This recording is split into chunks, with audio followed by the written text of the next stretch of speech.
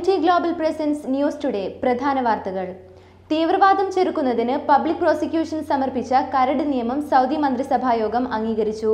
തീവ്രവാദ പ്രവർത്തനങ്ങൾക്ക് സാമ്പത്തിക സഹായം തടയുന്നതിനുള്ള നിയമത്തിനാണ് അംഗീകാരം. കുറ്റകൃത്യങ്ങൾക്കും തീവ്രവാദ പ്രവർത്തനങ്ങൾക്കും സാമ്പത്തിക സഹായം തടയുന്നതിനുള്ള സുപ്രധാന നിയമത്തിനാണ് മന്ത്രിസഭായോഗം അംഗീകാരം നൽകിയത്. നേരത്തെ public prosecutor Saud Al Mujeeb സമർപ്പിച്ച കരട് നിയമത്തിന് കിരീടാവകാശിയും പ്രതിരോധ മന്ത്രിയുമായ മുഹമ്മദ് ബിൻ സൽമാൻ അധ്യക്ഷനായ സാമ്പത്തിക വികസനകാര്യ സമിതി അംഗീകാരം നൽകിയിരുന്നു.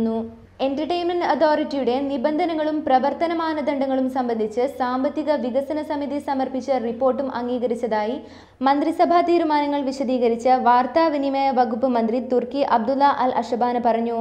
യമൻ ഉൾപ്പെടെ അയൽ രാജ്യങ്ങളിൽ സമാധാനം നിലനിർത്തുന്നതിനുള്ള ശ്രമം തുടരുമെന്നും മന്ത്രിസഭായോഗം വ്യക്തമാക്കി.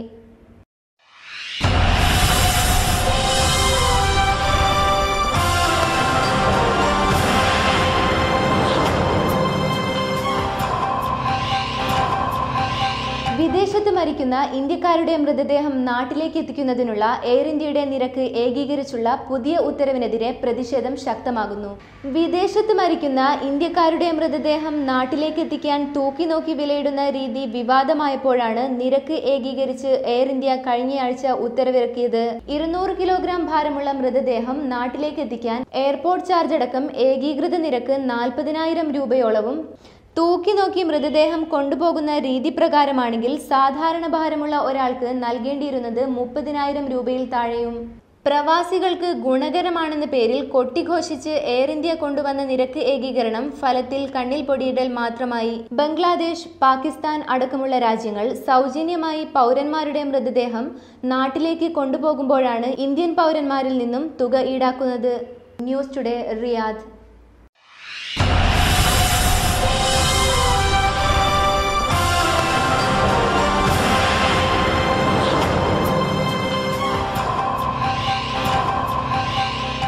കത്തീഫ് അവാമിയ ഗ്രാമത്തിന്റെ മുഖച്ഛായ മാറ്റുന്ന നിർമ്മാണ പ്രവർത്തനങ്ങൾ അന്തിമഘട്ടത്തിൽ.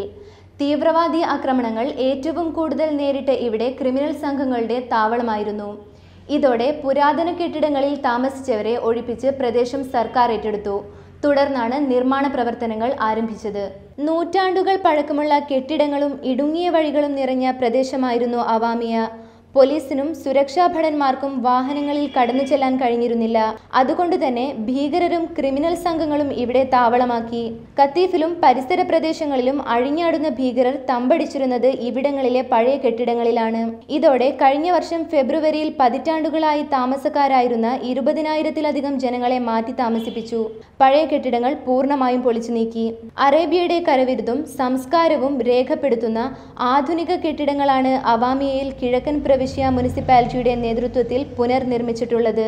വിനോദ കേന്ദ്രം, ഷോപ്പിംഗ് മാൾ, സാംസ്കാരിക കേന്ദ്രം, ലൈബ്രറി, പ്ലേ ഗ്രൗണ്ട്, ഗാർഡൻ, വിശാലമായ പാർക്കിംഗ് എന്നിവ ഇവിടെ ഒരുക്കിയിട്ടുണ്ട്. 1,80,000 ചതുരശ്ര മീറ്റർ വിസ്തൃതിയിലാണ് പദ്ധതി നടപ്പിലാക്കുന്നത്.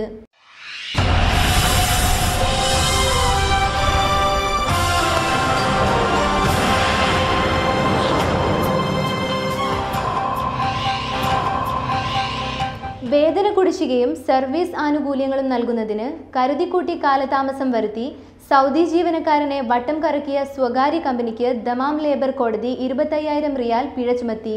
സൗദിയിൽ ആദ്യമായാണ് ഇത്തരമൊരു കേസിൽ ലേബർ കോടതി സ്വകാര്യ കമ്പനിക്ക് പിഴ ചുമത്തുന്നത്. പിഴ സംഖ്യ തൊഴിൽ സാമൂഹിക വികസന മന്ത്രാലയത്തിനു കീഴിലെ മാനവശേഷി വികസന നിധിയിൽ അടയ്ക്കണമെന്ന് കോടതി ഉത്തരവിട്ടു.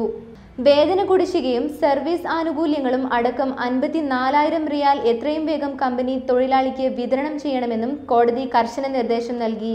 കമ്പനിയുമായുള്ള പ്രശ്നത്തിന് രമ്യമായി പരിഹാരം കാണുന്നതിനുള്ള ശ്രമങ്ങൾ പരാജയപ്പെട്ടതിനെ തുടർന്നാണ് സൗദി ജീവനക്കാരൻ ദമാം ലേബർ കോടതിയെ സമീപിച്ചത്. ജോലിയിൽ നിന്ന് രാജിവെച്ച തനിക്ക് കമ്പനി വേതന കുടിശ്ശികയും സർവീസ് ആനുകൂല്യങ്ങളും നൽകുന്നില്ലെന്ന് സൗദി പൗരൻ പരാതിയിൽ വ്യക്തമാക്കി. സർവീസ് ആനുകൂല്യവും പ്രയോജനപ്പെടുത്താത്ത വാർഷിക ലീവ് ഇനത്തിലെ അലവൻസും 4 മാസത്തെ വേതന കുടിശ്ശികയുമാണ് പരാതിക്കാരന് കമ്പനിയിൽ നിന്ന് ലഭിക്കാനുള്ളത്. പരാതിക്കാരന്റെ വാദങ്ങൾക്ക് മറുപടി നൽകുന്നതിന് ആദ്യ സിറ്റിംഗിൽ കമ്പനി പ്രതിനിധി സാവകാശം തേടി. രണ്ടാമത്തെ സിറ്റിംഗിലും കമ്പനി പ്രതിനിധി സാവകാശം തേടിയെങ്കിലും ഇത് കോടതി അംഗീകരിച്ചില്ല. തുടർന്ന് വാദം പൂർത്തിയാക്കി കോടതി വിധി പ്രസ്താവിക്കുകയായിരുന്നു.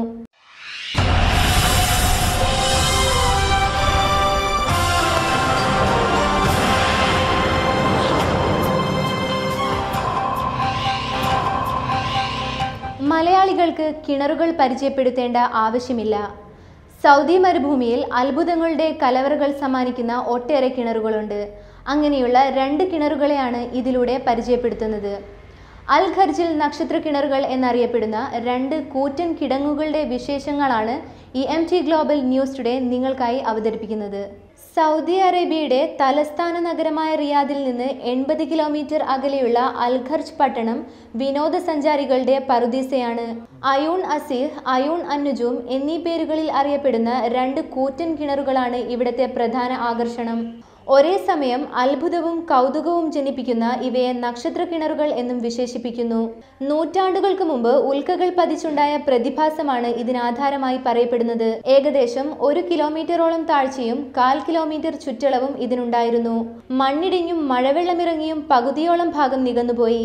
എങ്കിലും സന്ദർശകരുടെ നിലയ്ക്കാത്ത പ്രവാഹമാണ് ഇവിടേക്ക്. മുൻകാലങ്ങളിൽ സദാസമയവും ഇതിൽ വെള്ളമുണ്ടായിരുന്നതായി പഴമക്കാർ പറയുന്നുണ്ട്. ഇതിൽ നിന്നുള്ള ജലം കൂറ്റൻ പമ്പുകൾ ഉപയോഗിച്ച് വലിച്ചെടുത്ത് ഈ ഭാഗങ്ങളിലെ കൃഷിത്തോട്ടങ്ങളിലേക്ക് വിട്ടിരുന്നു.